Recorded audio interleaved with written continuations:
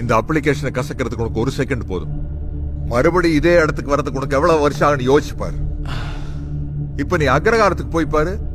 அங்க வீட்டுக்கு வீடு டாக்டர் இருப்பான், இன்ஜினியர் இருப்பான், வக்கீல் இருப்பான், பேங்க் ஆபீசர் இருப்பான், IAS படிச்சவன், IPS படிச்சவன் இருப்பான், ஏன் அமெரிக்க மாப்பிள்ள கூட இருப்பான்.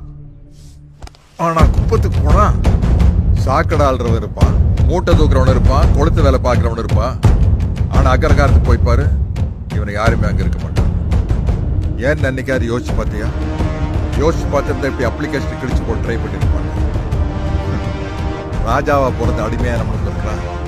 அடிமையா பிறந்து ராசாவா அப்படின்னு வாயை புழக்கிற அளவுக்கு இந்த உலகத்தையே பார்க்க வச்சவனும் இருக்கான். நீ ஊமையா இருக்கிற வரைக்கும் இந்த உலக செவிடா தாண்டா இருக்கும். இங்க அழுதாத்தா குழந்தைக்கு கூட பால் கிடைக்கும். 3%க்கு 10% ரிசர்வேஷன் ஒரே நைட்ல கொடுத்துரும்.